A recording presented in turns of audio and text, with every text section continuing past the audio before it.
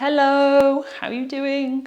Okay, we are back with our exercises that we can do whilst the kettle's boiling or while we're cooking dinner. So here goes. So up to your counter side, holding on to your counter side. I'm going to pretend mine's just in front, so we've got balance there, or you could have it to the side. Feet hip distance apart. From there, lift both heels and then lower with control back down. Lift both heels and then lower.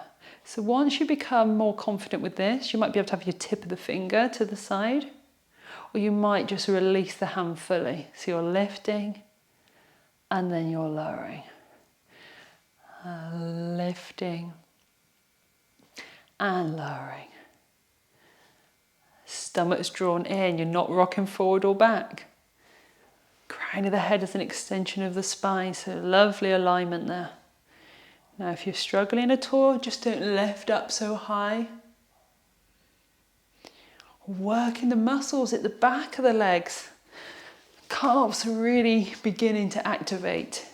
Strengthening through your ankles.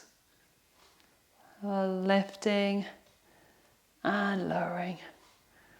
And lifting and lowering and give it a shake out. So let's try another set of those. So as you become more confident as well, maybe you can bring the feet a little closer together. Lifting and lowering. So I had one of my students say to me, I tripped the other day, I fell over and I hurt my elbow and I hurt my arm and I thought, my leg, sorry. And I thought, what on earth have I done? I've really injured myself. And she said, but because of regularly practicing yoga and Pilates, she finds that her muscles are more relaxed. So instead of perhaps breaking herself, she was still okay. And actually, she still managed to do a class the next day, which I think was quite amazing. And last one. And release and giving a shake out. And I feel the same as well. I seem to injure myself all the time. I just think I've got a bit of bad luck or I'm just very clumsy.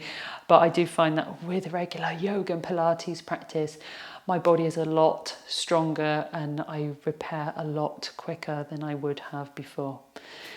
So thank you for watching. Let me know if you're going to do this for another week, a week of doing this every time the kettle boils, every time you're cooking the dinner. Can you do it? Yes, you can. Put a reminder by your kettle, a little post-it note, what exercise you're going to do. Maybe do a screenshot of this and print it out, or do a little stick figure of what you're going to do, or just write heel lifts.